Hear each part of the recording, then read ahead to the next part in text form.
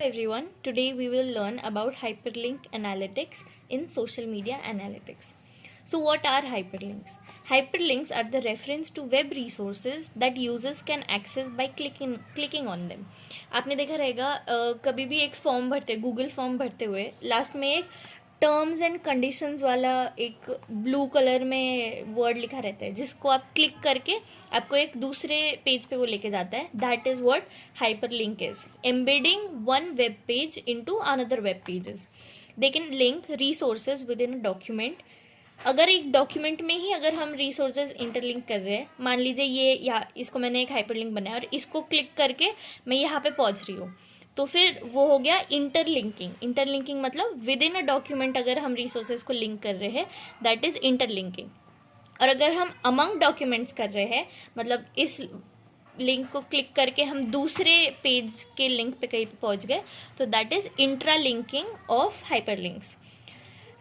Hyperlinks किसके लिए और यूज़फुल होते हैं? To indicate content similarity. कि मान लीजिए मैंने कोरा पे गई या फिर विकीपीडिया पे गई. विकीपीडिया पे मैंने शाहरुख खान के बारे में सर्च किया, तो शाहरुख खान ने क्या क्या किया रहेगा, उसकी एक फिल्म का नाम होगा, उसको एक हाइपरलिंक बना सकते हैं. तो वो कंटेंट का सिमिलैरिटी हो गया कि शाहरुख खान से रिलेटेड क्या क्या चीज़ें हैं, उसको हम एक एक्स्ट्रा एक्सटर्नल वेब पेज की तरह भी यूज़ कर सकते हैं. Now we move on to the types. We have three main types of hyperlinks. We have inlinks, outlinks and colinks. Let us see what they are. Inlinks, जहाँ पे page B and page C link रहेगा page A से, that is incoming hyperlinks. Outlink, page A page B और C को respond करेगा, that is generated out of website. कि मान लीजिए मैंने एक क्रोम पे एक टैब खोला है, उसमें एक मेरे को हाइपरलिंक मिली, तो उस पर अगर लिंक पे क्लिक करके अगर मेरा टैब एक क्रोम टैब दूसरा टैब भी खुल रहा है वो हाइपरलिंक को क्लिक करने से, तो दैट इज आउटलिंक, जो कि क्या कर रहा है, generating out of a website web page. That is outlink, that is inlink. And third we have colinks. Page B and page C जो कि पेज ए की वजह से इंटरलिंक्ड है, तो पेज बी और सी हो जाएंगे colinks. So that is what colink, outlink and inlink is. Now that we've understood what hyperlink is, let us understand what hyperlink analytics is. Hyperlink analytics involves extracting, analyzing and interpreting hyperlinks. कि मतलब कौन कौन सी link को हम hyperlink को extract करके क्या analyse कर सकते हैं उसमें से, कि हमारे बिजनेस के लिए क्यों ये चीज़ यूज़फुल हो सकती है. That is hyperlink analytics. It can reveal internet traffic patterns and sources of incoming and outgoing traffic to and from a website. अब हाइपरलिंक में क्या होता है, हम कहीं पे अगर क्लिक कर रहे हैं, नया हाइपरलिंक अगर खोल रहे हैं, मान लीजिए मेरा एक बिजनेस है और मेरे बिजनेस में मैंने 4 प्रोडक्ट लिस्ट करे हैं और चारों का मैंने हाइपरलिंक प्रोवाइड कर दिया है. अभी अगर एक कस्टमर मेरे बिजनेस में प्रोडक्ट नंबर 2 को सबसे ज़्यादा फेवर कर रहा रहेगा और ऐसे बहुत सारे कस्टमर्स उस पर क्लिक करके प्रोडक्ट 2 के बारे में जानकारी ले रहे रहेंगे, तो उससे मुझे ये एनालिसिस क्या मिलेगा कि मेरे पूरे बिजनेस में प्रोडक्ट नंबर 2 मेरा स्टार प्रोडक्ट है. उससे मेरे को इंटरनेट का ट्रैफिक पता चलेगा कि कितने ज़्यादा कस्टमर्स मेरे कौन सी प्रोडक्ट पे कितना ज़्यादा टाइम स्पेंड कर रहे हैं, कौन बाय कर रहा है, कौन वापस back to the product list आ रहा है. तो that is what is hyperlink analytics.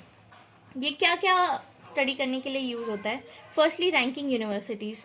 Number of clicks पे डिपेंड होता है कि कौन सी यूनिवर्सिटी कितनी ज़्यादा टॉप क्लास है.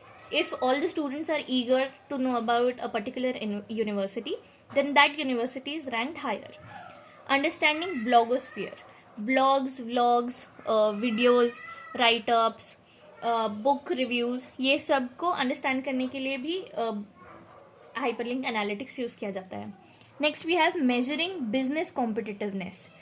किसी वेबसाइट को ज़्यादा क्लिक्स मिल रहे हैं, ज़्यादा हाइपरलिंक को ट्रैफिक टाइम मिल रहा है, इंटरनेट टाइम मिल रहा है, तो that is measuring business competitiveness. Now let us study types of hyperlink analytics. We have 3 types of hyperlink analytics. First is hyperlink environment analysis, link hyperlink impact analysis and social media hyperlink analysis. तो सबसे पहले hyperlink environment analysis. What does it say? Hyperlink environment analysis deals with a particular website. hyperlinks in, out और co are extracted and analyzed. Hyperlink के environment में जो भी आ रहा है, मतलब हम अगर क्लिक कर रहे हैं, दूसरे पेज पे जा रहे हैं, दूसरे टैब पे जा रहे हैं, या फिर उसी पेज में कहीं पे तो रेफर हो रहा है डॉक्यूमेंट को, तो that relates to environment of the hyperlink, कि किस तरह से एक पर्टिकुलर वेबसाइट में, वन सिंगल वेबसाइट में हमको क्या क्या एनालाइज करने मिल रहा है, that comes under hyperlink environment analysis. Next we have hyperlink impact analysis, कि मतलब एक पर्टिकुलर हाइपरलिंक का हमारे वेब पेज पे कैसा इम्पैक्ट पड़ रहा है. Investigates the impact of a websites URL in terms of its mention, gives statistics about the web pages. वही कि इंफॉर्मेशन देता है हमको कि कौन से हाइपरलिंक की वजह से क्या क्या इम्पैक्ट आया है हमारे वेबसाइट में, पॉजिटिव और negative. Next we have social media hyperlink analysis. अब social media, that is one of the most crucial part of our internet today. It involves extracting and analyzing hyperlinks embedded in social media texts. Social media text मतलब अगर मैं Instagram में किसी से बात कर रही हूँ और मैंने उसको वहाँ पे एक लिंक भेजी एंड उस बंदे ने मेरे इंस्टाग्राम के DM में से अगर वो लिंक को एक्सेस किया, तो वो इसके अंडर आएगा कि सोशल मीडिया से हमारे वेबसाइट को कितना फ़ायदा मिला है. Use to identify source and destination of social media traffic, कि कौन से पर्टिकुलर सोशल मीडिया को कितना ट्रैफिक मिल रहा है, that also comes under social media hyperlink analysis. Now we have three major tools used in hyperlink analytics. First is OpenSite, next is Majestic SEO, and the third is Google Links. Now that was all about hyperlink analysis. Do not forget to subscribe if we have helped you in any way, because subscribe करने के पैसे नहीं लगते, so go hit that button. Thank you.